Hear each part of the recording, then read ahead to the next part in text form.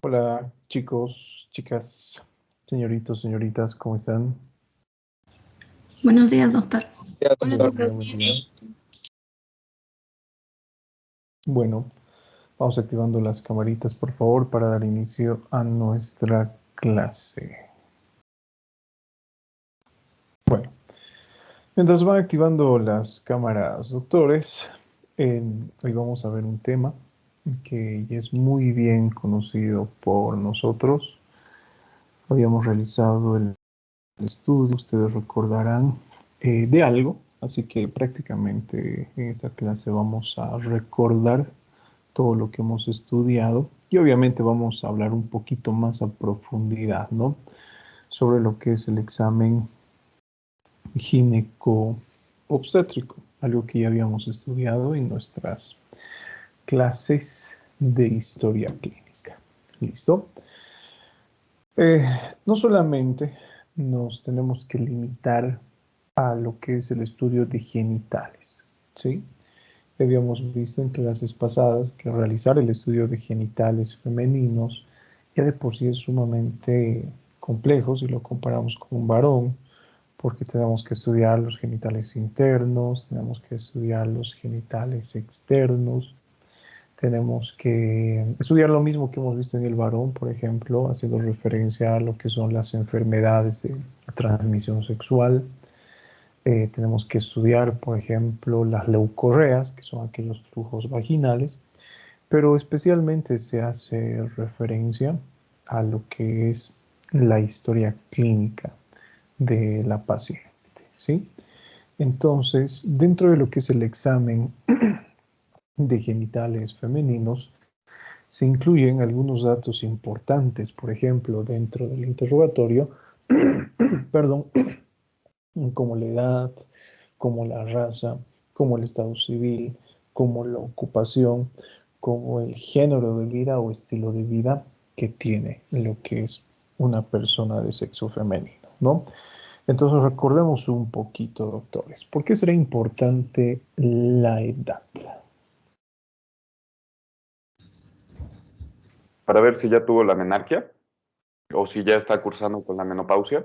No, bueno, puede ser, más adelante vamos a ver, sí, pero ¿qué más? A ver, ¿por qué será importante la edad de una persona de sexo Para femenino? poder las estructuras anatómicas que tiene o que está presentando en ese momento, los cambios. Bueno, cuando hablamos, por ejemplo, de la edad, habíamos mencionado, ¿no? Dentro de lo que es la historia clínica, que existen algunas enfermedades que se encuentran estrechamente relacionadas con la edad de un individuo. Incluso les había mencionado que debido a la edad el diagnóstico se modifica, ¿no? Por ejemplo, en un paciente adulto, si presenta diarrea, les había puesto en aquel momento este ejemplo, nosotros tenemos que llegar de forma precisa al diagnóstico, ¿no? Hablaremos de lo que es, por ejemplo, a ver, una diarrea aguda, crónica, secretora, osmótica, infección por salmonela, shigella, etcétera, ¿sí? Síndrome disentérico. En cambio, en el paciente, por ejemplo, con una edad pediátrica, se realiza un diagnóstico sindrómico más generalizado, ¿no? Enfermedad diarreica aguda con deshidratación, sin deshidratación. ¿Sí? Vamos a poner como ejemplo esto. Al igual que habíamos estudiado en pacientes de sexo masculino, en las mujeres de la misma forma es frecuente que a edades tempranas y al momento del nacer se presenten algunas alteraciones como las epispadias, como las hipospadias, ¿no? Alteraciones ureterales, o de la uretra, perdón. Cuando hablamos de otro tipo de patologías que es frecuente encontrar edades tempranas, es el denominado ano preternatural, que consiste, por ejemplo, que este tipo de estructura se encuentra afuera o más allá de lo natural, ¿no? O ano artificial también se denomina, que en este caso se crea, por ejemplo, de forma quirúrgica, ¿sí? Es frecuente en la práctica pediátrica, ustedes van a poder observar esto, ¿no? Que hay niños que nacen con ese ano imperforado.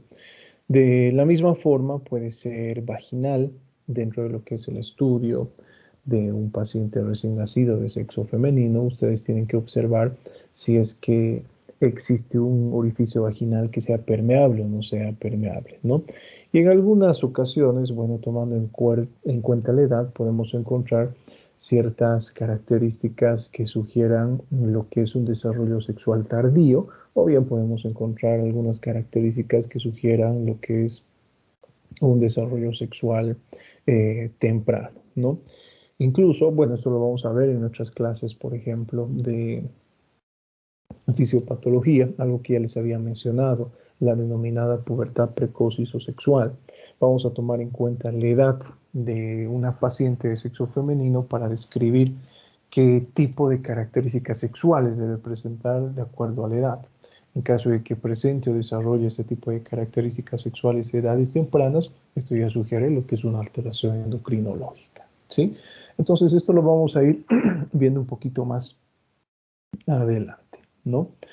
Ahora, de la misma forma, la edad es frecuente porque podemos tener, por ejemplo, algunas edades las cuales no son ideales para la concepción. Tomando en cuenta lo que nos dice, por ejemplo, el libro de semiología de Suros, es que la edad óptima para la concepción es entre los 20 años y 35 años.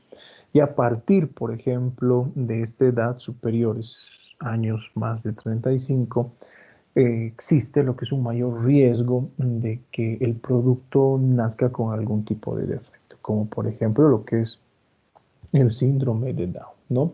Y justamente nos presenta una tablita, les voy a pedir que la estudien, por favor, que es muy conocida, ¿no? No solamente dentro del ámbito de semiología, sino también lo que es ginecología, dentro de lo que es educación sexual, dentro de lo que es la cultura general como tal.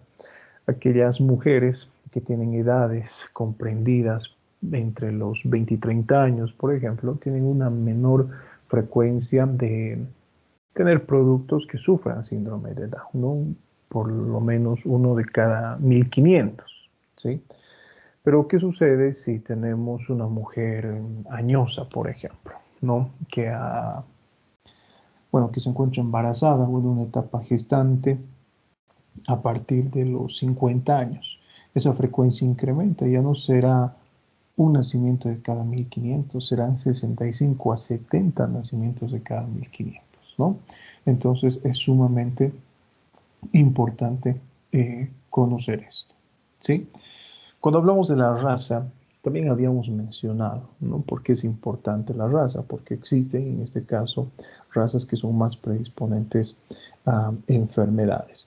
Pero si nos basamos específicamente en lo que es el examen ginecobstétrico, podríamos decir que aquellas mujeres de raza blanca son mucho más propensas a presentar, por ejemplo, tumores de ovario, que son capaces de producir manifestaciones físicas, en este caso, como el desarrollo de características masculinas, ¿no? Por ejemplo, a ver, recordemos el síndrome de ovario poliquístico, que este tipo de pacientes presentan algunos signos de virilización, como por ejemplo la presencia de vello facial, ¿no? O hirsutismo.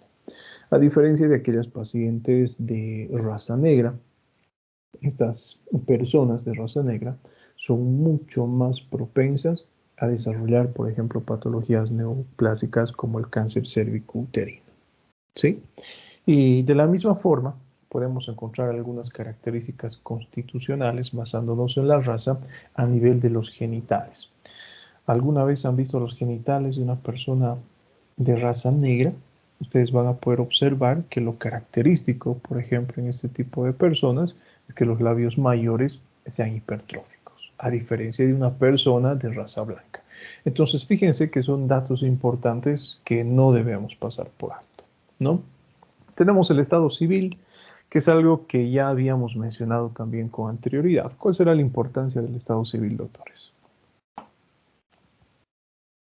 O sea, podríamos asumir cuántas parejas sexuales tiene debido a ello. No, no significa que una mujer casada tenga una pareja sexual, ¿no? Puede tener 20 parejas sexuales, ¿sí? Recuerden que la especie humana no es monógama, lamentablemente. ¿no? Así que el estar casado no asegura la fidelidad. ¿Qué más? En caso de que tenga que tomar alguna decisión importante, saber que está casada. ¿Qué decisión importante, doctora? A ver. No sé, como por ejemplo, si hubiese los ovarios poliquísticos y tendrían que sacarle uno, tendrían que realizarlo entre ambos y no solo así la decisión de ella. A ver, ¿qué opina Marifé? Supongamos se casa con Andrés y tiene síndrome de ovario poliquístico. ¿Usted le pediría permiso a Andrés? No. ¿Qué le importa a Andrés, no? Es mi vida. Sí, si usted quiere tener hijos, bueno, váyase y búsquese otra. Listo, ¿no? Así de simple. En ese tipo de situaciones no afecta. ¿Listo? Pero tiene importancia muchas veces en puntos relacionados con el tratamiento, por ejemplo, ¿no?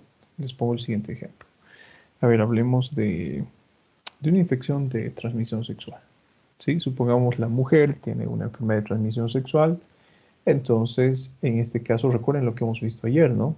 Muchas veces a la mujer se le considera reservorio y al varón se le considera varón. Perdón, al varón se le considera el vector, ¿no? ¿Qué es lo que sucede en este tipo de situaciones? Lo que uno tiene que hacer es otorgar tratamiento, por ejemplo, a ambos individuos, ¿sí? No solamente consiste en erradicar, por ejemplo, lo que es el agente infeccioso, en este caso de la mujer, ¿no? Sino también se le tiene que dar lo que es el tratamiento al varón para evitar que al momento de mantener relaciones sexuales se reinfecte nuevamente lo que es nuestra paciente. Es algo que de la misma forma verán con mayor, podríamos decir, detalle en sus clases de ginecología. Bueno, también tiene importancia sobre algunos puntos que son muy importantes, ¿sí? Acá vamos a poner el ejemplo del soporte emocional. No es lo mismo afrontar, por ejemplo, lo que es un problema, podríamos decir, de forma individual, que tener ese soporte emocional. ¿Listo? A ver, vamos a tratar de mejorar lo que ha tratado de decir Vanessa. Vamos a poner el mismo ejemplo, ¿no? Supongamos que alguno de ustedes tiene lo que es algún tipo de patología que le impide concebir, ¿sí? La función del hombre va a ser dar soporte emocional, ¿no? Cuidar a su pareja, evitar que se sienta mal, etcétera, para ayudar a superar, por ejemplo, este tipo de patologías. Bueno, no quiero hacer referencia a esto, pero es importante también el hecho de que una persona se encuentre en una situación sentimental adecuada, favorece lo que es el estado de ánimo, ¿no? A diferencia de aquellas mujeres que son defraudadas.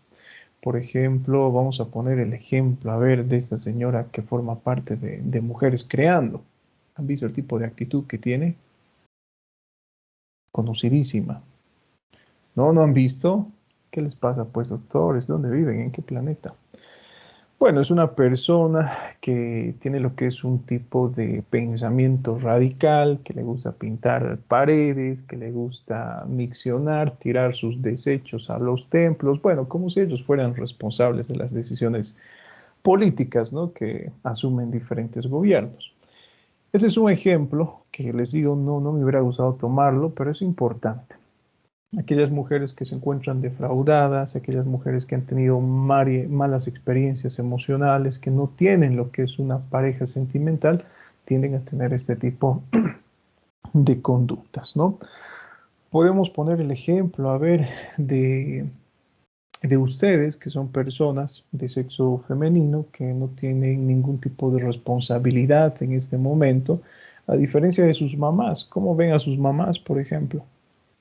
Se arreglarán así como ustedes para cada clase, estarán así bien peinaditas, bien maquilladitas para presentarse y para encender sus cámaras. No, ¿verdad? Yo les aseguro que siguen en pijama, probablemente estén durmiendo, despeinadas, etcétera. Entonces existen diferentes situaciones, fíjense, que llevan en este caso a preguntarnos sobre cuál es la importancia del estado civil. ¿Listo? Bueno, no vamos a hacer más referencia a esto. Hablamos de la ocupación.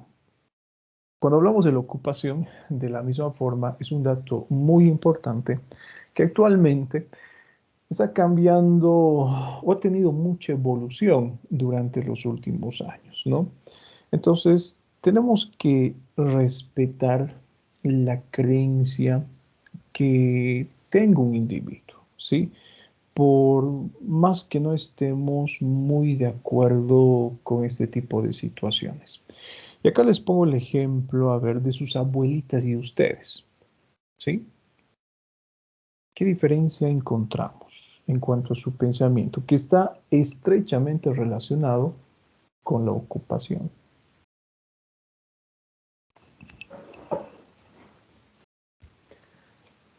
A ver, sus abuelitas, por ejemplo. ¿Serán profesionales sus abuelitas?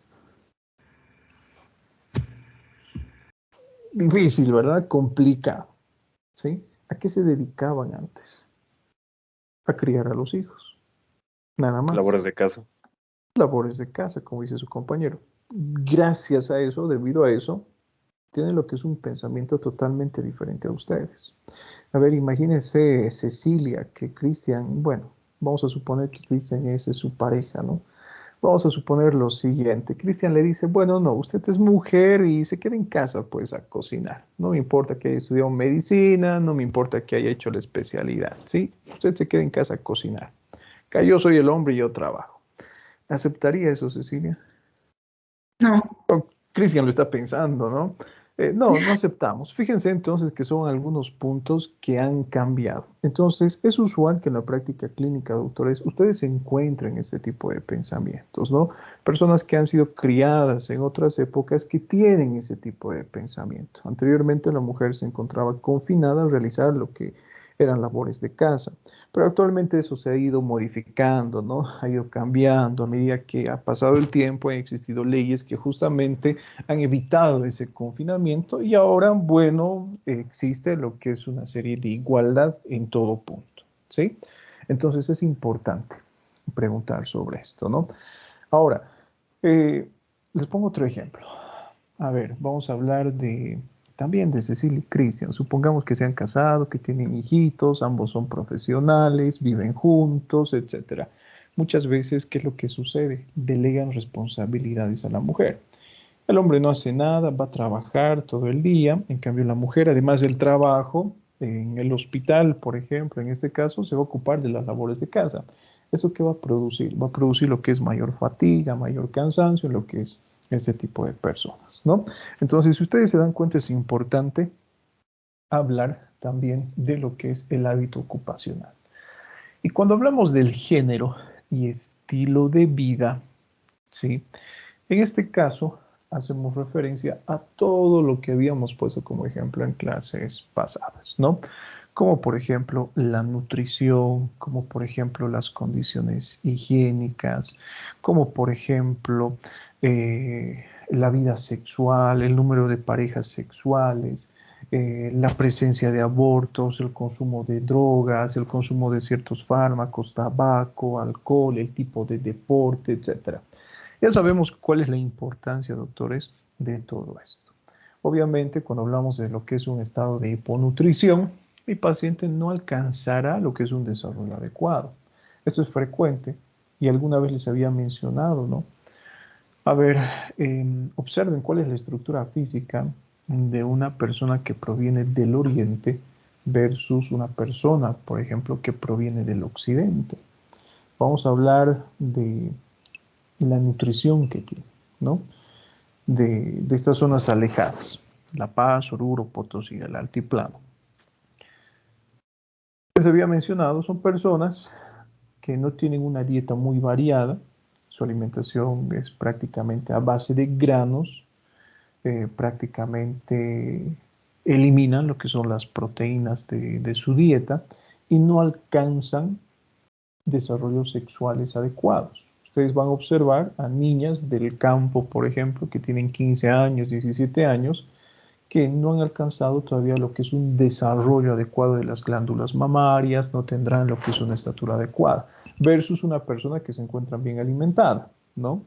que en esta sí se va a poder alcanzar todas estas características que sugieren lo que es una maduración sexual en los tiempos establecidos.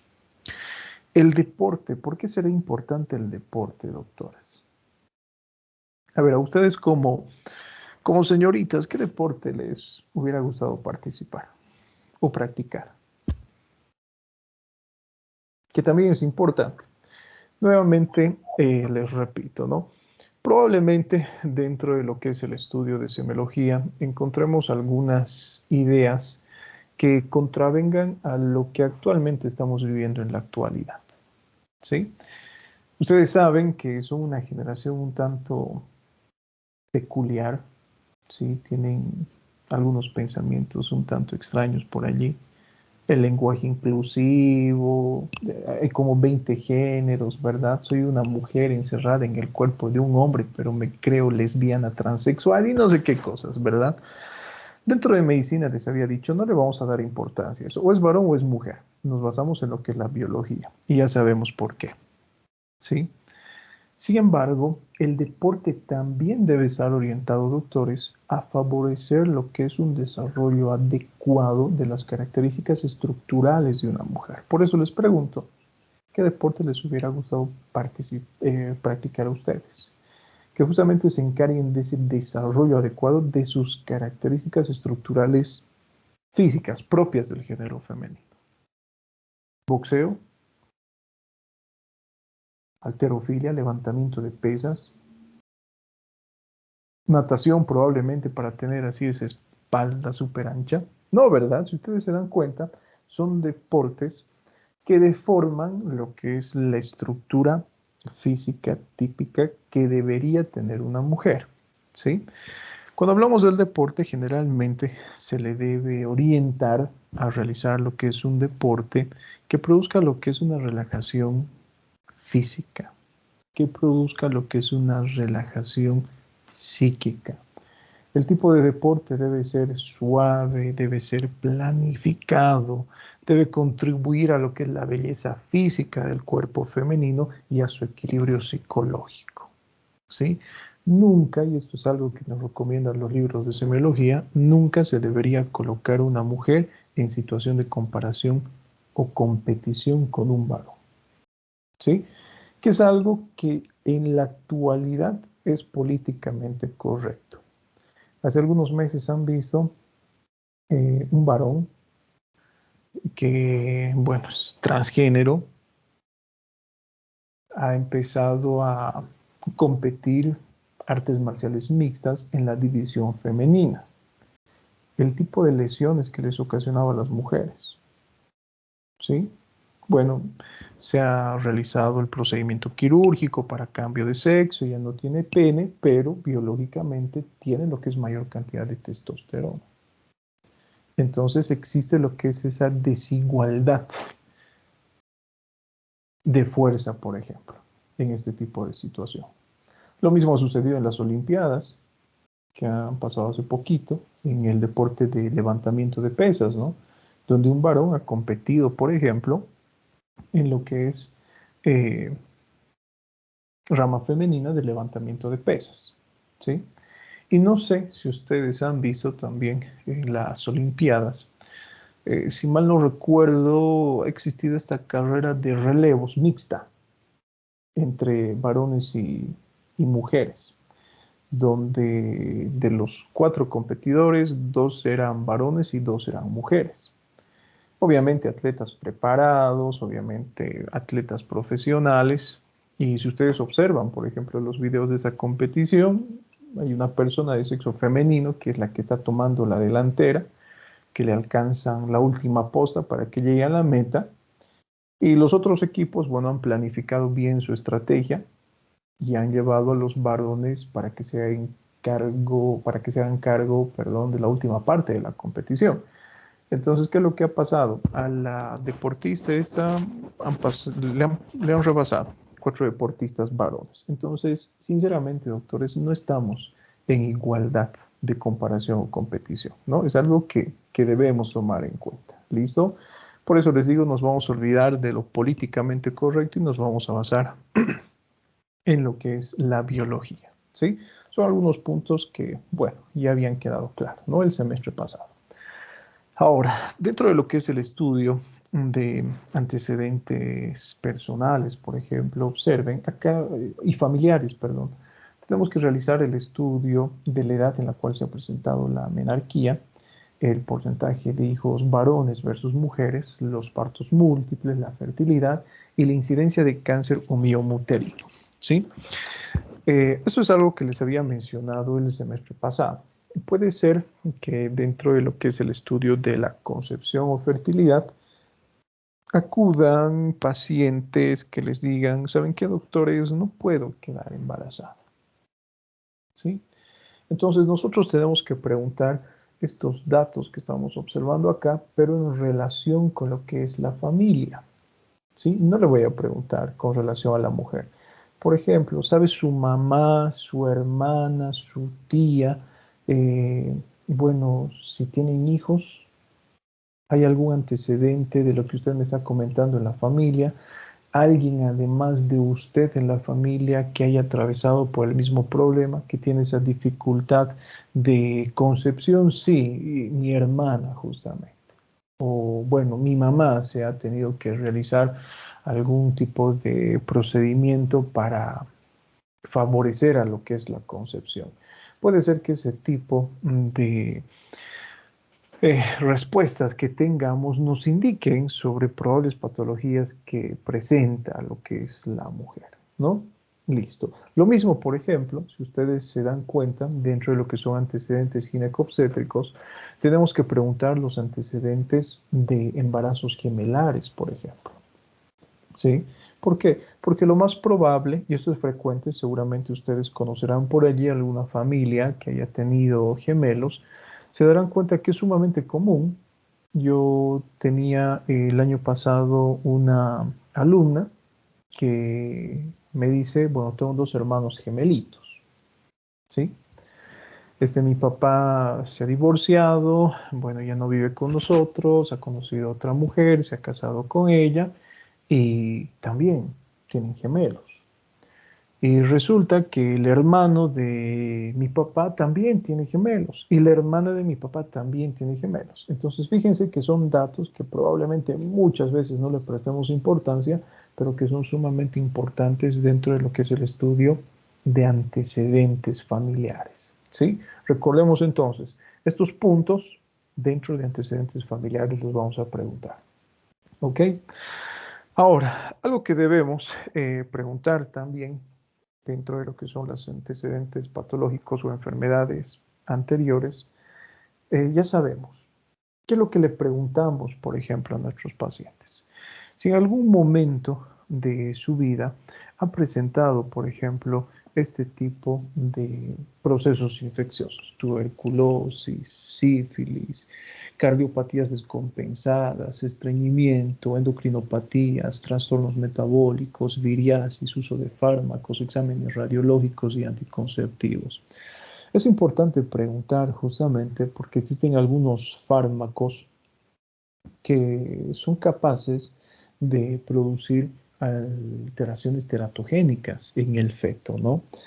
Como por ejemplo la talidomida, en la cual si mi paciente consume, por ejemplo, este tipo de fármaco, induce defectos estructurales en la formación del feto que son terribles. El niño nace sin extremidades superiores e inferiores. Solamente nacen con los piecitos y con las manos. Seguramente ustedes han visto, probablemente por allí en alguna imagen, en algún video, de personas que no tienen lo que es el brazo, el antebrazo, y tienen, ¿no?, las manitos pegadas hacia lo que es el tórax, lo mismo los pies.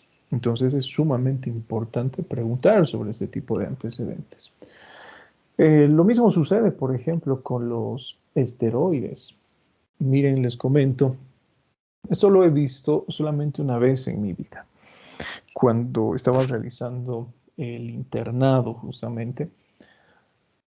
Una persona que tenía una gestación de 45 semanas.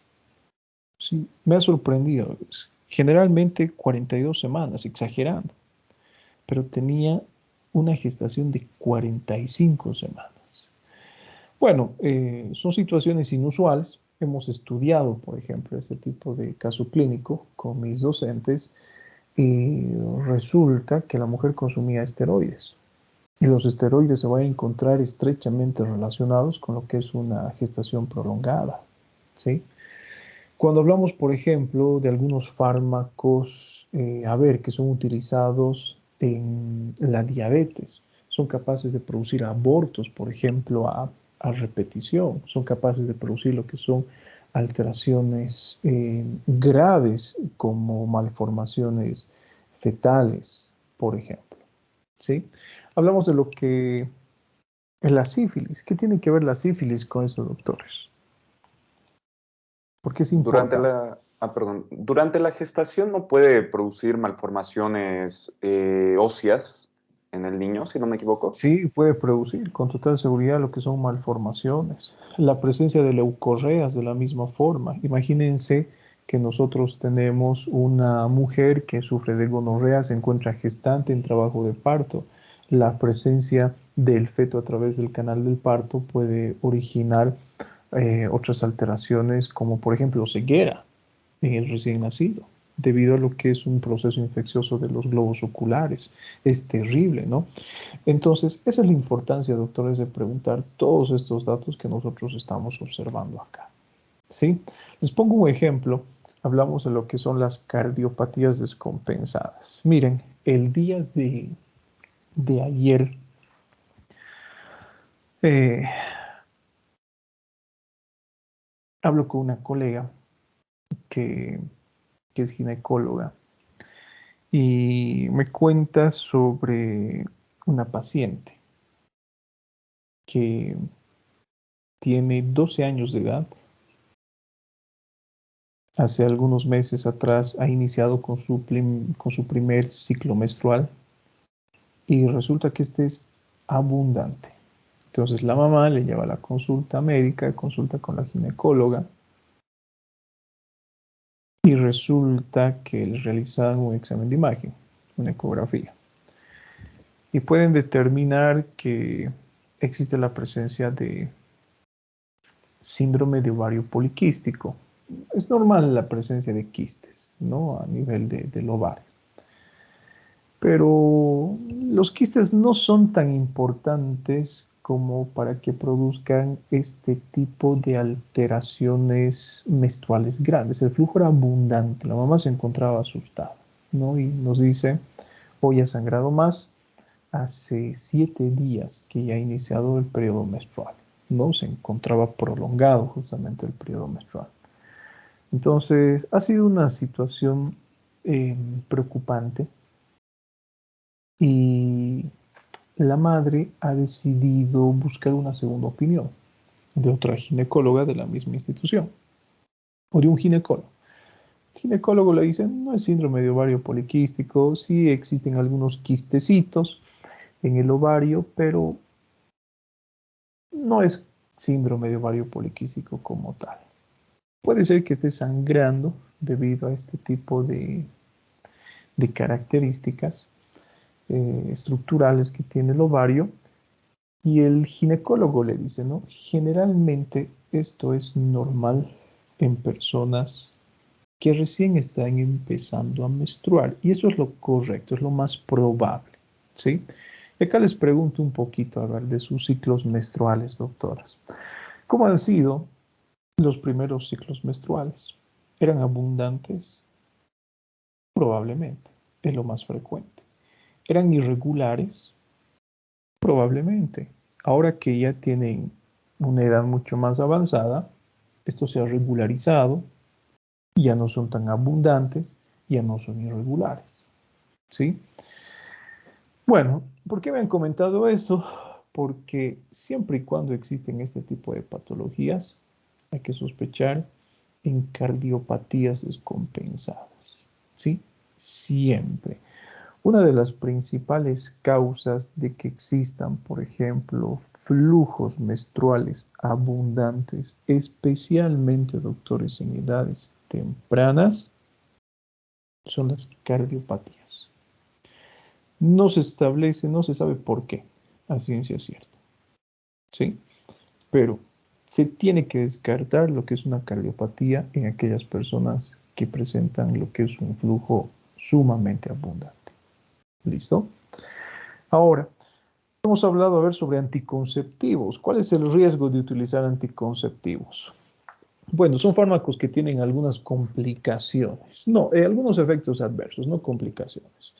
Como por ejemplo, son capaces de producir hipertensión arterial, son capaces de producir alteraciones o accidentes trombóticos, justamente debido a lo que es la alta capacidad de generación de trombos, son capaces de producir accidentes cerebrovasculares, ¿no? Y son capaces de inducir también algunas alteraciones hepáticas, como un incremento de las transaminasas, como incremento de la fosfatasa alcalina, son capaces de producir un tinte ictérico en este tipo de pacientes, etc. Entonces, fíjense que es importante, doctores, averiguar sobre este tipo de situaciones. Además que los anticonceptivos se encuentran altamente relacionados también con lo que es una disminución del líbido, ¿sí? Si ustedes son personas que consumen anticonceptivos orales, se han debido dar cuenta que el líbido muchas veces, como efecto adverso, se encuentra disminuido. Entonces, es importante preguntar, doctores, sobre este tipo de situaciones, ¿sí? ¿Alguna pregunta o duda que tengan hasta acá? Doctor, una Adelante. consulta. Por lo general, bueno, una vez he escuchado que les produce mayores desórdenes hormonales las mujeres que ocupan anticonceptivos orales. No sé si viene al caso ¿Qué, perdón? o Perdón, ¿puedes sea, repetirme su algunos pregunta? desórdenes posteriores, digamos, ¿no? Por la ingesta. O sea, que después de su uso ya no tienen ciclos regulares, oligomenorrea, ya habiendo dejado el tratamiento. No sé si Bueno, viene al caso. sí, Ujú. es verdad, ¿no? También puede ser capaz de producir alteraciones en la regularidad del ciclo menstrual. Les pongo un ejemplo. Dentro de lo que son los anticonceptivos, los que, pues, lamentablemente tienen este tipo de efectos, ¿no?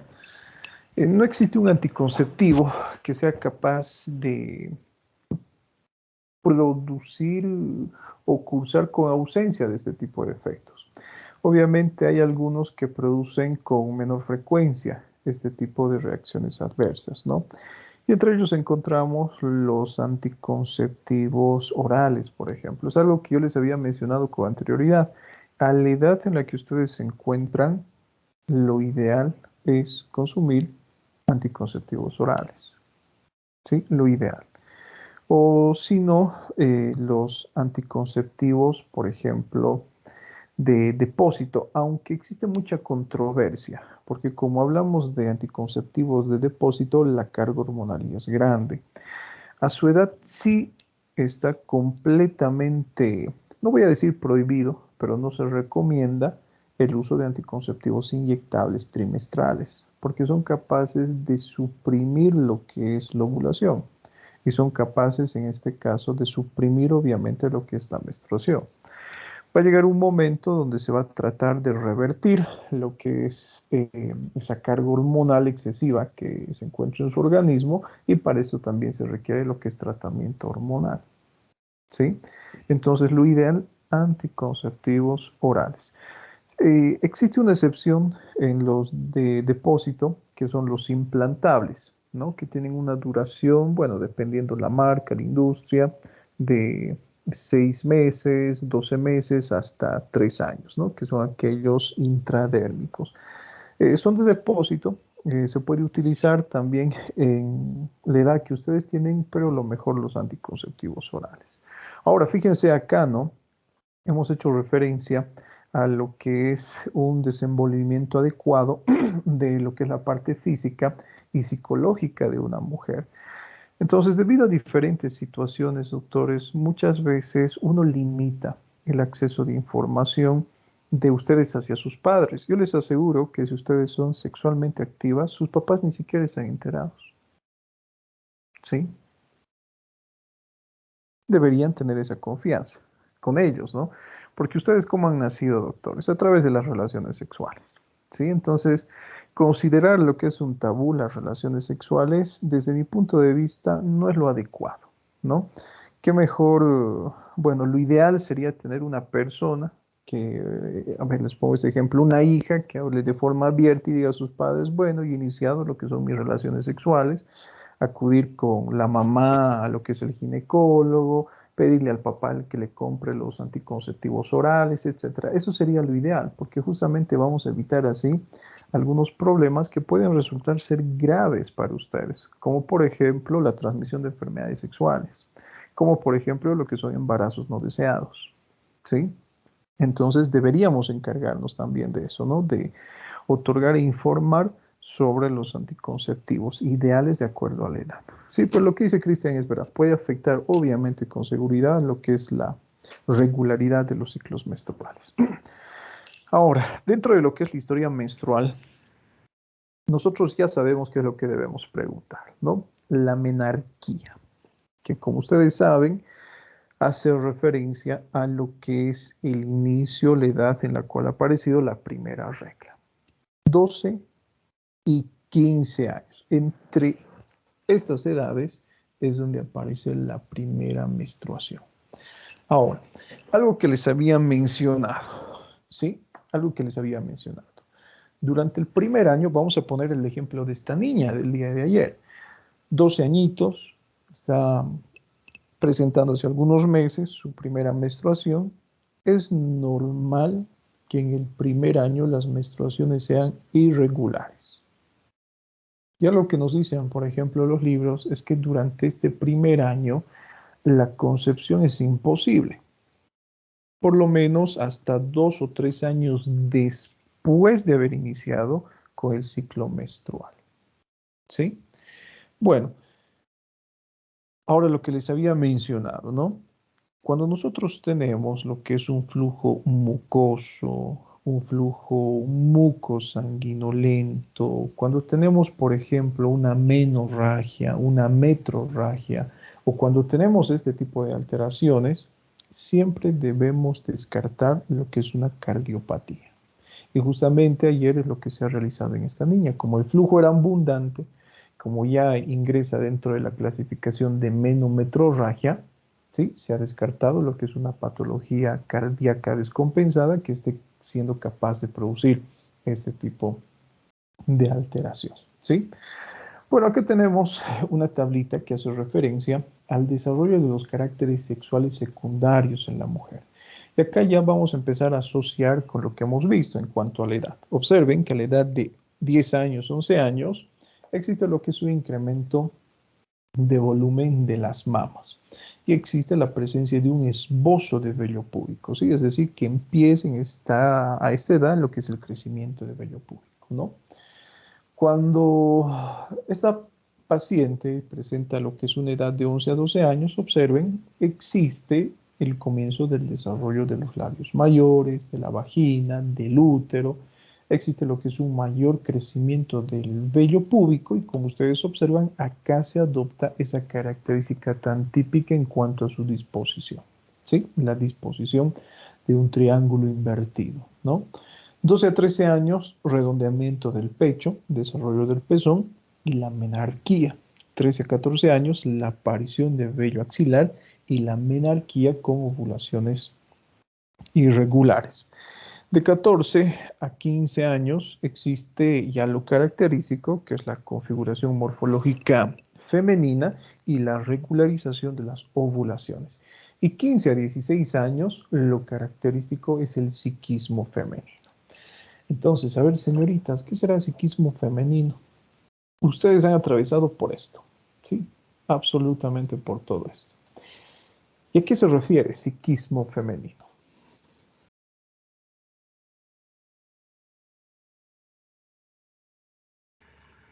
Atracciones de los muchachos. Bueno, es un conjunto, podríamos decir, de procesos psicológicos que involucran varios puntos, ¿no? Por ejemplo, la forma de pensamiento que ustedes tienen. A esa edad, ¿qué tipo de pensamiento les ha llamado la atención? El tipo de mentalidad que ustedes tienen. Lo que su compañera nos ha mencionado, ¿no? A esa edad nos empiezan a atraer los varones, ¿sí? Hay algo que ustedes seguramente han escuchado, ¿Qué es real del todo? A esta edad, bueno, como es una etapa de transición, uno define lo que es su sexualidad. ¿Sí? Un varoncito va a definir si le gustan las mujeres o le gustan los varones. Y una mujer de la misma forma va a definir esta edad si le gustan las mujeres o le gustan los varones.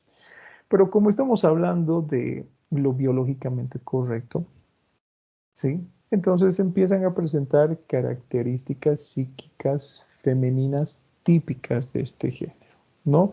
Les gusta verse arregladas, les gusta utilizar, bueno, cosas que sean femeninas, tienen ese tipo de memoria femenina, les llama la atención más los colores, podríamos decir. A ver, doctora, ¿qué colores les gustan más? No, los colores claros, rosados, las cosas floreadas, le llama la atención los peluches, las flores, le llama más la atención los varones, etcétera, ¿sí? A eso nos hacemos referencia con lo que es psiquismo femenino. ¿Listo?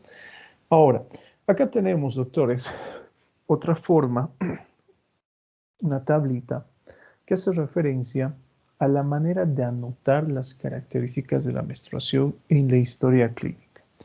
Lamentablemente, bueno, muchos de sus docentes de práctica no conocen de esto, pero acá les tengo unos ejemplos, ¿no? Se utilizan algunas letritas para hacer referencia a lo que tratamos de expresar, ¿no? N, A, E y D. Fíjense, 34-28N. Tenemos acá, ¿qué significa? Una regla normal, por eso N, que sobreviene cada 28 días, como estamos observando acá, por eso el 28, y que dura de 3 a 4 días. El segundo ejemplo, fíjense, 5, 6, 30A. Es una regla abundante que sobreviene cada 30 días y dura de 5 a 6 días. Tenemos la letra E, es una regla escasa que sobreviene cada 27 días y que tiene una duración de 1 a 2 días. Tenemos acá, por ejemplo, fíjense, 2, 4 irregular D. ¿Qué significa? Es una regla dolorosa, por eso la D, que sobreviene irregularmente, ¿sí? Y que tiene una duración de 2 a 4 días. Esta es la forma adecuada de anotar las características de lo que es el ciclo menstrual dentro de lo que es la historia clínica. ¿Sí? Más adelante les voy a pasar esto, así que no se preocupe.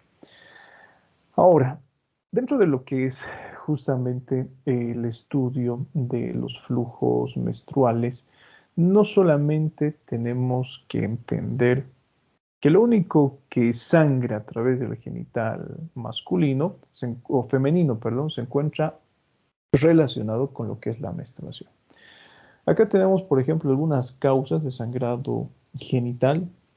Las causas pueden ser uterinas, pueden ser extrauterinas, y hablamos de forma general de anomalías menstruales. Acá tenemos, por ejemplo, una serie de términos semiológicos que justamente nos van a ayudar a identificar este tipo de alteraciones. ¿Sí? Observemos. Tenemos la polimenorrea, que no es la primera vez que estamos estudiando, ya lo habíamos visto con anterioridad, ¿no? Es un trastorno de la regularidad del ciclo menstrual, en la cual se manifiesta o se presenta en periodos menores a un día, ¿sí?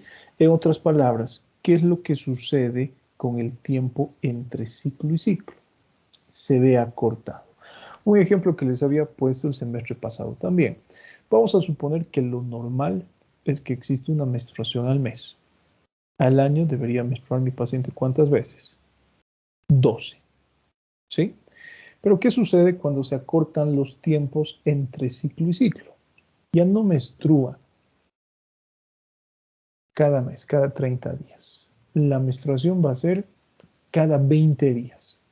Entonces, el número de menstruaciones al año se prolonga. Ese es el ejemplo de la polimenorrea. Cuando hablamos de oligomenorrea, observen, se define como menstruaciones poco frecuentes, donde los ciclos menstruales duran más de 35 días. Algunos libros nos dicen que la oligomenorrea se presenta, o estos ciclos menstruales tienden a presentarse por periodos de más de 45 días. Lo correcto es esto, ¿sí? 35 días. Entonces, nuevamente les pongo el mismo ejemplo. Vamos a suponer que en este caso las menstruaciones tienen que ser una vez al mes. En 12 meses tienen que existir 12 menstruaciones. Pero vamos a suponer que mi paciente menstrua cada 60 días, cada 2 meses. Al año van a existir 6 menstruaciones y ya no 12. Eso es un ejemplo de lo que acabamos de mencionar, ¿no? Que es la oligomenorrea. Tenemos otros términos semiológicos para flujos abundantes. La hipermenorrea o menorragia, que son menstruaciones regulares, pero excesivas en cantidad o duración. Más de 7 días y más de 80 ml. Cuando hablamos de metrorragia, es una hemorragia uterina fuera del periodo menstrual, pero que es procedente del endometrio. Cuando hablamos de hipomenorrea, bueno, en este caso, ¿sí? No hace referencia, ¿no?, a lo que es un flujo abundante, más al contrario, a lo que es una regla de escasa duración y no supera los 2 días. Cuando hablamos, por ejemplo, de dolicomenorrea, la regla se encuentra alargada, tiene lo que es un periodo de duración más de 7 días y como la duración es prolongada, entonces consecuentemente la pérdida de sangre también es prolongada, ¿sí? Entonces, por favor, van a corregir esto. La hipomenorrea no forma parte de esto. Forma parte de esto la hipomenorrea, de lo que son términos para hacer referencia al flujo escaso, ¿no? De escasa duración y no supera los 2 días. Bueno, otros términos que nosotros debemos conocer para realizar justamente lo que es el estudio de los flujos menstruales son estos que ustedes están observando en este momento en su pantalla, ¿no? Tenemos lo que es la menarquía precoz, que en este caso, como ustedes observan, se presenta antes de los 9 años de edad, ¿sí? Antes de los 6, como dice la diapositiva. Eso generalmente es frecuente porque existe lo que es una activación temprana del eje hipotálamo hipoficiario tejido efector, una patología que vamos a ver en nuestras clases de fisiopatología, ¿sí? ¿Qué es lo que sucede, por ejemplo, cuando hablamos de una menarquía tardía? Observen, en este caso, lo característico es que la menstruación aparezca o se presente después de los 16 años, ¿sí? Bueno, esto no es para asustarse, ¿sí? La menarquía precoz sí, porque sugiere activación temprana del eje hipotálamo hipoficiario tejido efector. Pero la menarquía tardía, doctores, no. Se puede considerar normal. De la misma forma, yo les aseguro que probablemente algunas de ustedes han presentado sus flujos menstruales a esta edad, ¿sí? Por primera vez. Es relativamente frecuente y no sugiere lo que es ningún tipo de patología. Tenemos, por ejemplo, lo que es la menorrea. Cuando hablamos de menorrea, hacemos referencia a lo que es una supresión completa de la menstruación. Y tenemos esta clasificación que ustedes están observando acá. Tenemos la primaria y tenemos lo que es la secundaria. La primaria se caracteriza porque no existe menstruación en personas mayores de 18 años. Nunca he experimentado lo que es la menstruación, ¿sí? Hay que identificar cuál es la causa. Esto lo van a ver en sus clases de ginecología. Pero generalmente se encuentra relacionado con lo que son alteraciones estructurales a nivel endometrial, o, a nivel uterino, perdón, o puede ser a nivel vaginal. Generalmente la alteración es uterina. Ustedes van a ver en sus clases de ginecología que existe una gran cantidad de alteraciones estructurales a nivel del útero. Un útero tabicado, incluso puede haber nacido con ausencia de lo que es el útero, ¿sí? Son algunas características. Y cuando hablamos de la secundaria, lo que habíamos visto el semestre pasado, se caracteriza por lo que es la ausencia de la menstruación, pero por periodos que sean superiores a 3 meses. Algo característico es que la paciente menstrua de forma normal, pero existe en algún momento lo que es el cese de la menstruación. ¿Y cuáles serán las causas de este tipo de amenorrea? La principal, el embarazo. Es frecuente también en pacientes que se encuentran dando de amamantar. ¿Sí? Por eso, cuando hablamos de lo que es la lactancia exclusiva, esta se considera lo que es un método de anticoncepción natural. Y encontramos lo que es el climaterio y la menopausia como causas que son capaces de producir amenorrea. Obviamente, en mujeres añosas, ¿no? Generalmente. Tenemos lo que es la pseudoamenorrea, que como ustedes observan, se puede encontrar en casos de la gineatresia. ¿Qué significa esto? Atresia de las estructuras que forman parte de los genitales femeninos. Atresia del himen, atresia de la vagina o cuello uterino. ¿Sí? Tenemos la criptomenorrea, que en este caso se caracteriza por lo que ustedes están observando. Existe la presencia de síntomas que son típicos de una menstruación, como la sensibilidad a nivel de la pelvis, la mastodinia, ese dolor, por ejemplo, a nivel de las glándulas mamarias, la presencia de estas manifestaciones psicofísicas menstruales, de las cuales hemos hablado el semestre pasado, pero no existe flujo sanguíneo. ¿Sí? Tenemos la proyomenorrea, en la cual se caracteriza porque existe una alteración de la duración de las fases del ciclo normal. Fíjense en este tipo de alteración, podríamos decir que las pérdidas son normales, pero presentan lo que es un ritmo acelerado, cada 15 a 18 días. ¿Sí? Y como ustedes observan, suele coincidir con los ciclos anovulatorios. Tenemos lo que es la opsimenorrea.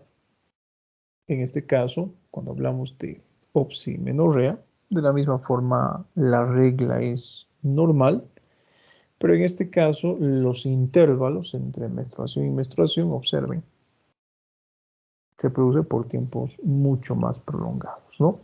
40 a 60 días. Y tenemos lo que es la menstruación vicariante. Cuando hablamos de lo que es menstruación vicariante, esto es infrecuente en la práctica clínica, pero en alguna ocasión ustedes pueden observar, ¿no?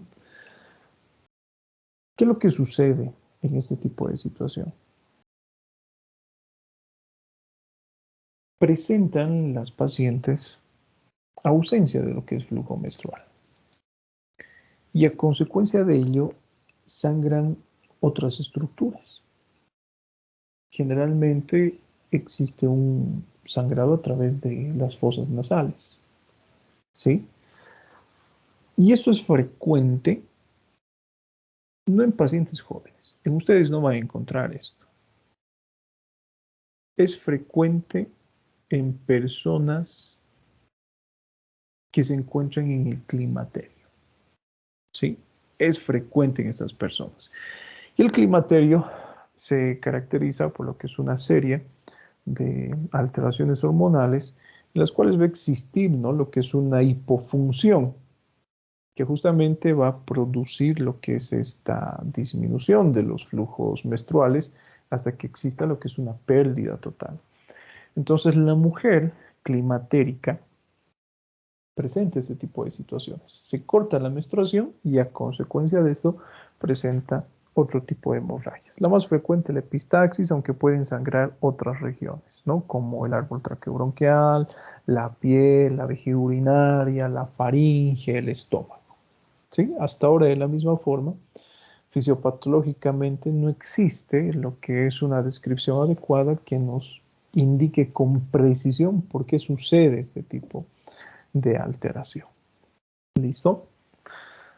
¿Qué más, doctores? ¿Alguna pregunta? ¿Alguna duda que tengan hasta acá? Doc, yo tengo una curiosidad. Adelante. Conozco una persona que ha tenido, o sea, su menarca a los 18 años y ahorita está solo con una hijita y más o menos ha tenido unas 10 pérdidas posteriores a su hijita. Puede ser que sea por que ha iniciado, o sea, su menarca a los 18 o no. ¿Qué edad tiene ahora? 30. 30, no, dudo mucho ya que sea eso, ¿no? Eh, Hay que buscar cuál es la causa de que existan justamente este tipo de abortos, ¿no? A repetición.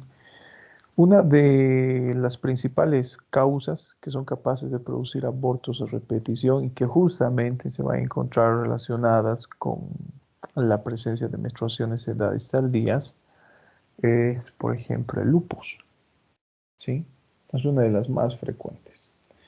Entonces, tendríamos que ver si es que existe algún tipo de alteración autoinmune, algún tipo de colagenopatía que evite lo que es la concepción adecuada, ¿no? Pero causas pueden haber múltiples. Tendríamos que estudiar cuál es la historia clínica de la pérdida. Puede ser que haya sido, no sé, una enfermedad trofoblástica, un embarazo ectópico, que haya sido un desprendimiento prematuro de placenta normoinserta, que sea el propio aborto propiamente. Las causas son muchas. Entonces, meternos a eso e identificar solamente por los datos que nos acabas de mencionar, sinceramente es complicado, ¿no? Se tiene que realizar lo que es un estudio mucho más detallado. Sí, pero vuelvo a repetir, es la principal causa de que existan abortos a repetición, obviamente que no sean ocasionados, ¿no? Eh, el lupus, ¿sí? Es una de las principales causas. Adelante, Vanessa. No, yo también tenía así como una curiosidad, digamos, en caso de que una niña empiece a utilizar así anticonceptivo, no sé, a partir de sus 14, 15 años, ¿esto va a afectar a su desarrollo como tal? Sí, con total certeza. ¿Listo? Y justamente les pongo el ejemplo, ¿no? El día de ayer, cuando se ha presentado este tipo de caso clínico, la primera doctora que le ha atendido, la que le ha dicho que tenía síndrome de ovario poliquístico, la recomendación que ella le había dado, ¿no? Yo no puedo darle tratamiento con anticonceptivos. ¿Por qué? Porque de alguna manera puedo afectar lo que es su desarrollo adecuado y está en lo cierto completamente, ¿no? Sin embargo, el ginecólogo, que es aquel que ha realizado lo que es el diagnóstico más acertado, le dijo, no, yo le inicio tratamiento con anticonceptivos ahora. Tiene sus pros y sus contras, ¿no?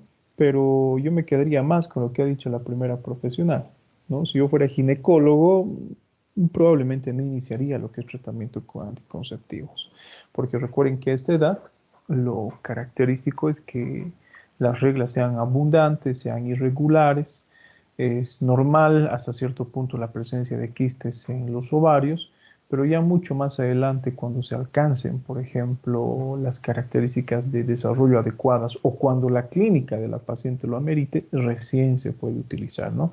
Obviamente y con total certeza, si es que se utiliza anticonceptivos a edades tempranas, puede repercutir sobre lo que es el desarrollo adecuado, ¿no? De sus demás características sexuales.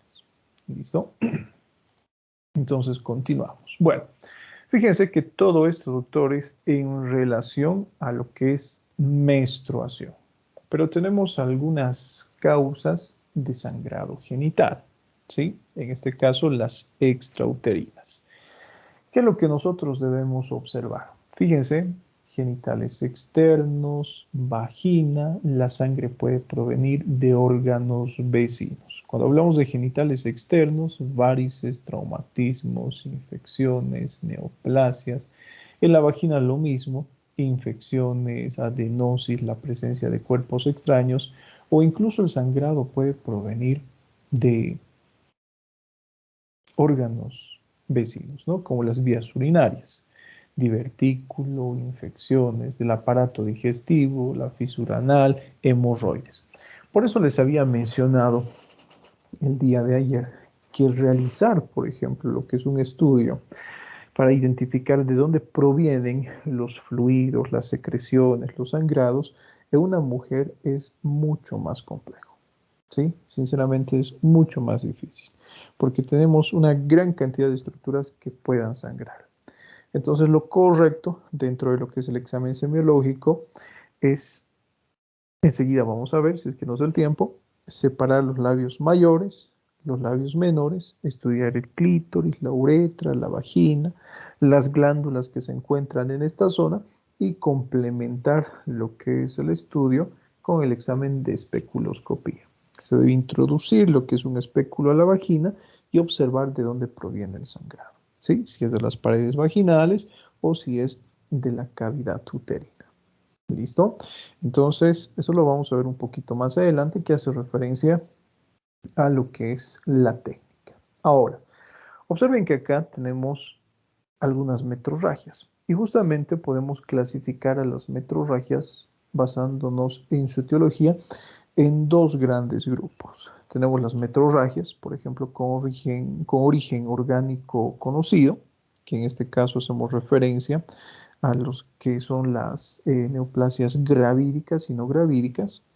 Y tenemos a las metrorragias, que no son causadas por patología orgánica, sino más bien son ocasionadas por hemorragia uterina disfuncional. Fíjense que es mucho más complejo, ¿no?, de lo que creíamos. Entonces, dentro de lo que son las metrorragias gravídicas, nosotros tenemos aquellas hemorragias de la primera mitad del embarazo y de la segunda mitad del embarazo.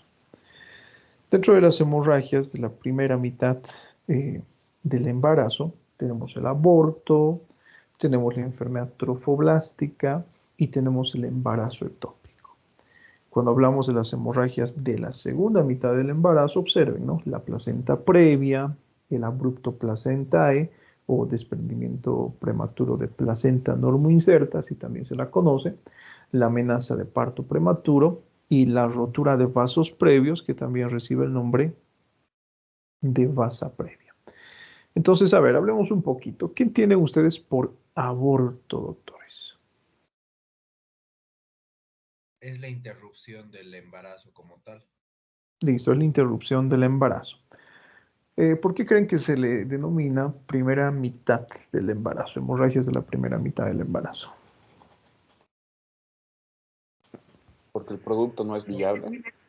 ¿Cuánto dura un embarazo, doctores? 40 semanas. 40 40 semanas. semanas. Como promedio, ¿verdad? Entonces, la definición de aborto es la expulsión o extracción de un embrión o feto de menos de 500 gramos antes de las 20 semanas de gestación, ¿sí? Independientemente de la viabilidad o no del producto. Puede ser espontáneo, puede ser provocado, ¿sí? Ahora, otro término que ustedes van a ver en sus clases de ginecología es la amenaza de aborto. Bueno, ¿cómo definimos la amenaza de aborto? La amenaza de aborto es aquella que se caracteriza por la presencia de una metrorragia. Ya sabemos que es una metrorragia, ¿no?, que puede presentar o no dolor durante el tiempo de gestación. Pero recuerden, antes de las 20 semanas. Algunos libros nos dicen hasta 22. ¿Listo? Porque algunos autores consideran incluso una gestación normal tomando en cuenta lo que es un embarazo postérmino, más de las 42 semanas. Tenemos la enfermedad trofoblástica, que de la misma forma no la vamos a estudiar de forma detallada porque no compete en la materia, pero en este caso podríamos decir que la enfermedad trofoblástica abarca lo que es una serie de alteraciones histopatológicas que pueden ser benignas, que pueden ser malignas y que se caracterizan por lo que es la presencia de tejido trofoblástico. El ejemplo más característico de esto es la mola hidatiforme, que también verá en sus clases de ginecología. En este caso, bueno, es un embarazo, podríamos decir, que no es viable, no existe producto. Existe como la formación, hay un signo muy característico que se lo puede observar en una ecografía, que son los signos de copo de nieve. Ustedes van a observar como múltiples vesículas a nivel del útero, ¿no? Y tenemos lo que es el embarazo ectópico, que ya sabemos, ya lo habíamos escrito en anteriores ocasiones. Hace referencia a lo que es la implantación en un lugar que no sea útero, ¿sí? Generalmente a nivel de lo que es las trompas. Cuando hablamos de las hemorragias de la segunda mitad del embarazo, hablamos de la placenta previa. ¿Alguna vez han oído hablar de la placenta previa? ¿Qué será la placenta previa? La Cuando la placenta se implantación, observa que está saliendo a través del canal vaginal antes de que el producto como tal esté saliendo. A ver qué nos decía Cristian. Bueno, está bien, le entiendo a su compañera, pero vamos a utilizar términos más adecuados. ¿Qué será la placenta previa? yo decía la implantación, si no me equivoco, en la parte inferior, pero bueno, tenía que ver con la implantación. Listo, está bien lo que dice su compañero. Es la implantación de la placenta en el segmento inferior del útero. Esto obviamente va a producir lo que es un gran sangrado. Recuerden que, en otras palabras, les comento, el útero tiene diferentes porciones, ¿no? Tiene una porción alta, ¿sí? Que se denomina fondo, y tiene una porción baja, que es el cuello. Lo que sucede en este caso con la placenta previa es que se encuentra muchas veces obstruyendo lo que es el cuello. Entonces dificulta lo que es un parto natural. Se abre lo que es el cuello uterino y empieza a sangrar terriblemente la placenta. Obviamente es una situación muy crítica que va a poner en riesgo la vida de la madre, ¿no? Y del feto también, obviamente.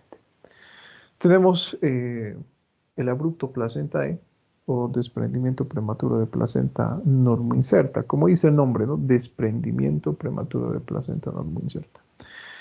Esta se define como lo que es una separación de la placenta de su lugar de inserción antes del tercer periodo del trabajo de parto, ¿sí? Y obviamente también va a producir lo que es un gran sangrado y es capaz de producir la muerte tanto del feto como de la madre.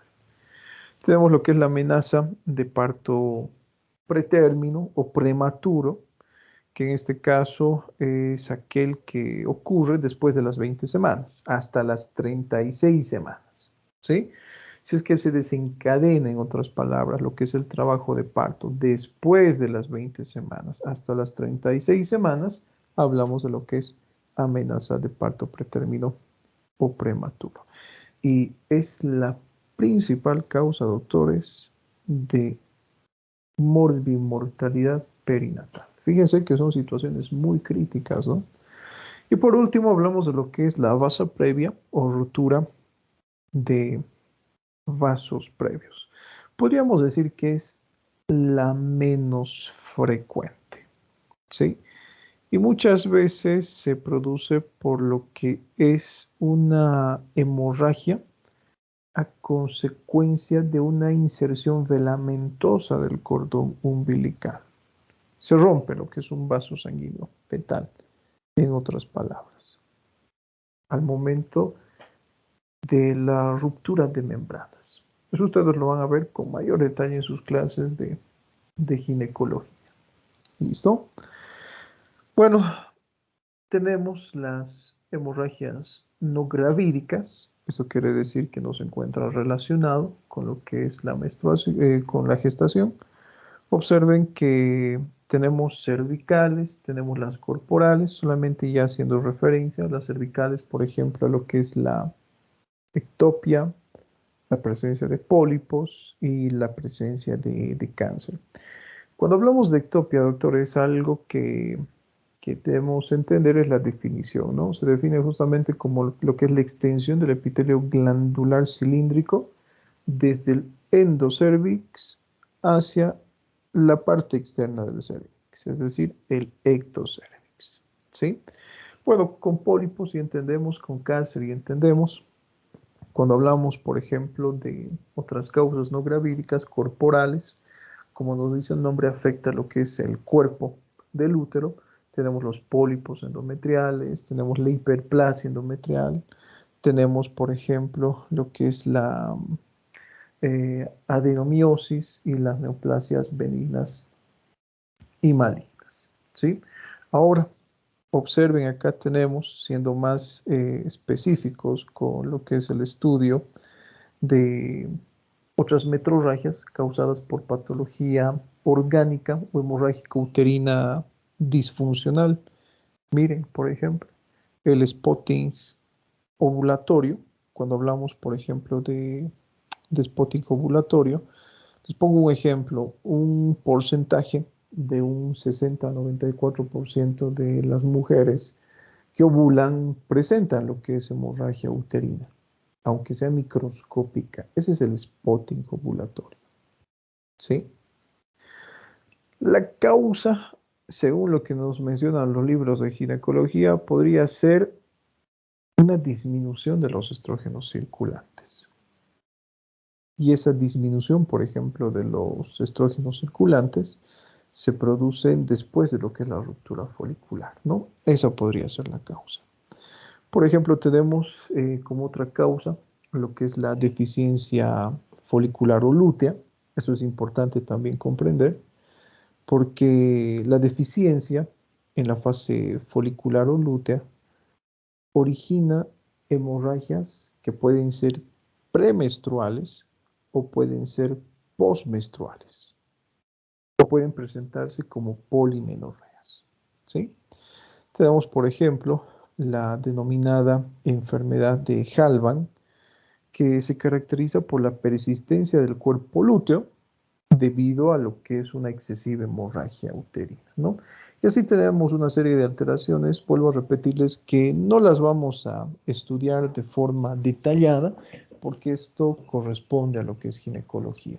Pero fíjense que las causas del sangrado transvaginal pueden ser grandísimas, ¿sí? Entonces, dentro de lo que es justamente el estudio semiológico y especialmente el estudio ginecobstétrico, uno debe ser capaz de realizar un diagnóstico preciso. Ahora, ya pasándonos esta parte y para ir cerrando la clase, ¿cómo evaluamos la intensidad? Es algo que ya habíamos visto también con anterioridad. A ver, esta vez les preguntamos a los varones y ya saben cómo evaluamos lo que es la intensidad.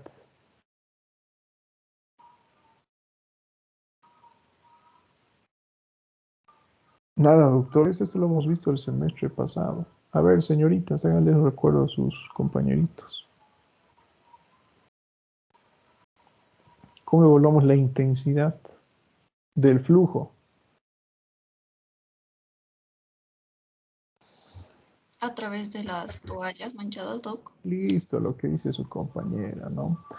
Evaluamos la intensidad, doctores. Para empezar, la pérdida es variable, ¿no? Si ustedes recuerdan, el semestre pasado, justamente cuando les he preguntado esto, ¿cuáles son las características del flujo menstrual? Algunas de sus compañeras han respondido, no, el mío dura 2-3 días, el mío dura 4-3 días, mi flujo menstrual dura 5, es escaso, es abundante, etc.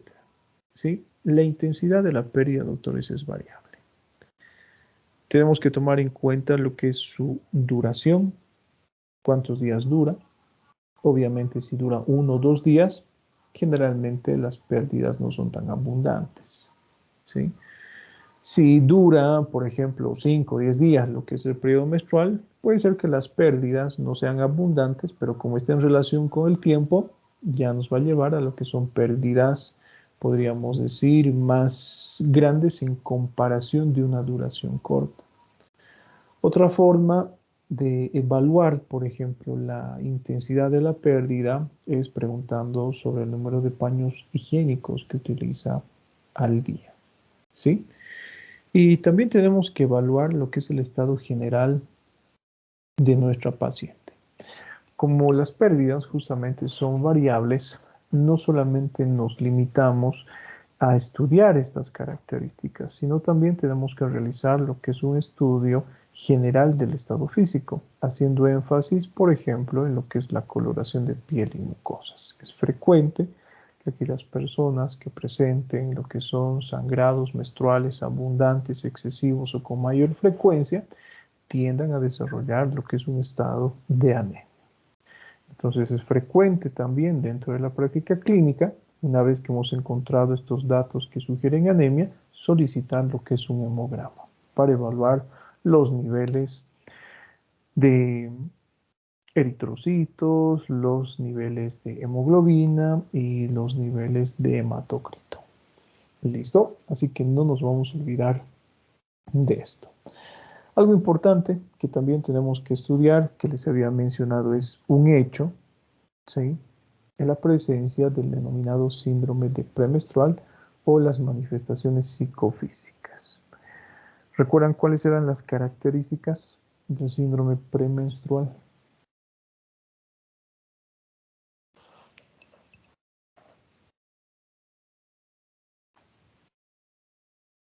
No, nada. A ver, doctoras, ustedes, antes de la menstruación, ¿qué sienten? ¿Cambios de ánimo, doctor? Cambios de ánimo, de Más personalidad, ¿qué más? Sensibilidad en los senos. Sensibilidad también en las glándulas mamarias, mastodinia, ¿Puede ¿qué más? aumentar el apetito igual? Puede ser lo que es un incremento del apetito, etcétera, ¿sí? Esto es un hecho, les había mencionado, ¿no? Bueno, eso ya lo sabemos, así que lo pasamos.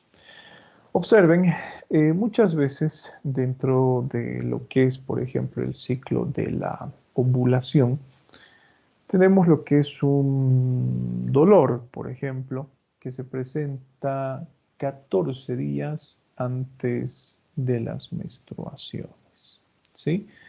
Que yo les aseguro, han presentado alguna vez ustedes esto, ¿no? 2 semanas antes de la regla, presentan lo que es un dolor. Generalmente la ovulación pasa inadvertida, excepto en mujeres hiperestrogénicas, en lo que lo característico es este dolor. Acá tenemos algunos términos, por ejemplo, que hace referencia, bueno, en diferentes idiomas, en alemán, en inglés, en francés, que se conoce con el nombre del dolor del medio, ¿sí? El dolor intermenstrual o el síndrome de los 14 días. Justamente, vuelvo a repetirles, 14 días antes de la menstruación, en mujeres hiperestrogénicas podemos encontrar este tipo de dolor ubicado en el hipogastrio. Eso es típico de lo que es el estado de ovulación. ¿Alguna pregunta que tengan hasta acá? ¿Alguna duda? Ninguna. Hemos hablado en esta clase mucho sobre lo que es climaterio y menopausia. ¿Qué es climaterio? A ver, recuerden que ya les había mencionado qué es. Una alteración hormonal. Bueno, cuando hablamos de lo que es el climaterio, podríamos decir que es un conjunto de manifestaciones que hacen referencia a lo que es una declinación fisiológica, que es terminal e irreversible del ovario, que ya puede presentarse a edades tempranas, ¿no? A partir de los 25 años, a partir de los 30 años, de el inicio de la actividad sexual. ¿Listo? Eso es importante tomar en cuenta. Puede ser precoz, como observamos acá, o puede ser tardía. Entonces, cuando hablamos, por ejemplo, de lo que es la menopausia o el climaterio precoz y tardío, o la menopausia precoz y tardía, antes de hablar de esto, definamos qué será menopausia. La interrupción de la menstruación por completo. En este caso, se caracteriza por lo que es justamente esa alteración completa de la menstruación, ¿no? Esta persona no va a volver a menstruar nunca más en su vida. Bueno, y como les estaba mencionando, este tipo de alteración puede ser precoz y tardía. ¿Qué creen que queremos decir con precoz y tardía?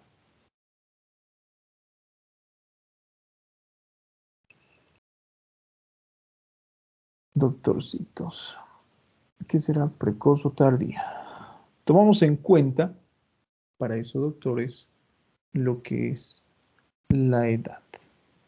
¿Sí? Tenemos que tomar en cuenta lo que es la edad. ¿A partir de qué edad se presenta lo que es el climaterio y la menopausia? Recuerden, climaterio, vuelvo a repetirles, 25 a 30 años de la actividad sexual. Cuando hablamos de lo que es la menopausia, generalmente se presenta a partir de los 50 años de edad, a partir de la quinta década de vida. ¿Listo? Generalmente, esto no es una regla. Cuando hablamos de tardía, excede este tiempo. ¿Sí? Puede presentarse a los 55 años, puede presentarse a los 60 años. ¿Y cuál es el problema de esto? Que una mujer a esta edad puede tener aún lo que es la capacidad de concepción. Y en nuestro medio les comento que es relativamente frecuente. ¿Sí? Pues ustedes lo van a ver en ginecología, señoras añosas, especialmente que provienen del campo, que superan los 50, 55 años de edad, que aún tienen la capacidad de concepción. Y obviamente cuando hablamos de precoz, como dice el nombre, se presenta a edades tempranas. ¿Listo? Nada más, algunos términos que tenemos que aprender a manejarlos. Algo importante de averiguar también dentro de lo que es la historia clínica ginecobstétrica es la fecha de última menstruación. Que fíjense, nos orienta sobre un posible embarazo, nos sirve para eso, señala lo que es la fecha probable de parto. Recuerden que tenemos 3 fórmulas para determinar la fecha probable de parto, que enseguida las vamos a estudiar. Nos puede servir para un peritaje médico legal sobre la paternidad de la misma forma y la aplicación del método de continencia periódica de Ogino y Naus. Para la siguiente clase, doctores, ustedes me van a decir de qué trata esto. ¿Sí? Es algo que ya lo habíamos estudiado con otro nombre. Estos 2 autores justamente han identificado y han podido establecer, por ejemplo, lo que es el periodo de fecundidad. Recuerden que nosotros utilizábamos dentro de los métodos anticonceptivos naturales el método del calendario y nos basábamos en la aplicación de este método de continencia de Ogino y Naus para saber en qué fechas mi paciente era fértil y en qué fechas no. ¿Sí? Entonces ya les estoy mencionando. Para la siguiente clase, los primeros 5 minutos. Especialmente nos sirve para esto, y con esto vamos a cerrar la clase. Tenemos 3 fórmulas o reglas, la regla de Nagil, la de Pinart y la de Wall. Como ustedes observan, tanto la regla de Nagil y la de Wall utilizan lo que es el primer día de la última menstruación y la de Pinart el último día de la menstruación. Y acá tenemos las fórmulas. ¿Sí? Lo que nosotros averiguamos es la fecha de última menstruación. A esa fecha le sumamos 7 días y le restamos 3 meses para establecer la fecha probable de parto, según esta regla. Según la regla de Pinart, observen, tomamos en cuenta la fecha de última menstruación, le sumamos 10 días y le restamos 3 meses. Tenemos la regla de Wall, donde también utilizamos la fecha de última menstruación, le sumamos 10 días y le restamos 3 meses. Recuerden, esto está en base a la diferencia que existe entre último día y primer día y la cantidad de días que le sumamos, 7 o 10 días. Listo. Nada más, doctorcitos. ¿Alguna duda o pregunta? Ninguna, entonces les llamo lista y nos vemos en el fisiopato en unos minutitos.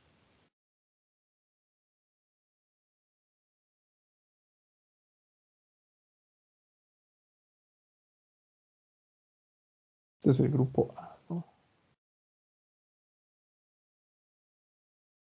¿De qué parte os hemos quedado del fisiopato, doctores? Hoy día nos toca la resolución. Ya vimos Del cáncer caso clínico. esofágico. Ujú. Qué bueno, porque me he quedado sin voz. A ver, semiología.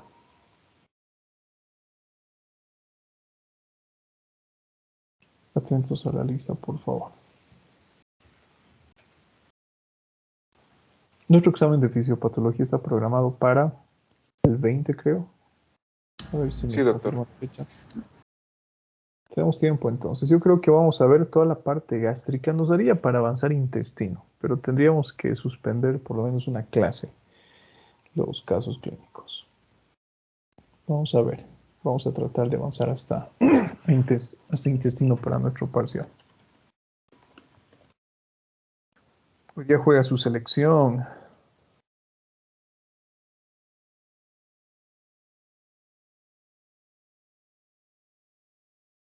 Avan. Presente, doctor. As. Presente, doctor. Argote. Presente, doc. Arnés. Presente, doc. Ral. Barral, presente, doctor. Riga. Presente, doctor. Bilbao. Presente. Castellanos. Presente. Das. Presente, doc. Encinas. Encinas, presente, doctor. Rey. Presente, doc. Flores. Presente, doctor. Flores Loza. Presente, doctor. Flores Navia. Presente. Gamboa. Presente, doctor. ¿Dónde está Gómez? Gutiérrez. Presente, doctor. Gutiérrez Fabiola. Presente. José presente, doc. Guaita. Presente, doctor. Ibarra. Presente, doctor. Caramillo. Presente, doctor. Loaiza. López. Luján. Presente. Márquez. Miranda. Miranda presente, doctor. Miranda Francisco. Presente, doctor. Montaño. Muñoz. Muñoz presente, doctor. Nilipu presente. No se excite ni Lipu, tranquilo. Orellana. Ortuño. Ortuño presente, doc. Parco. Presente, doc. Pérez. Pérez presente, doctor. Arro. Presente, doctor. Rivera. Presente, doctor. Riva. Presente, doctor. Rocabado. Presente, doctor. Sánchez. Presente, doctor. Ticona. Ticona, presente, doc. Torrejón. Torrejón, presente, doctor. Rico. Torrico presente, doctor. Flores. Presente, doctor. Vargas. Presente, doctor. Velarde. Vélez. Presente, doctor. Zambrano. Presente, doctor. Zamorano. Presente, doc. Centeno. Presente, doctor. Hurtado. Presente, doctor. Raya. Presente, doc. Mundo Corre. Presente, doc. Y Benavides. Presente, doctor. Pues chicos, nos vemos en Fisiopato a las 10:25. Ok, doctor. Hasta luego. Hasta entonces.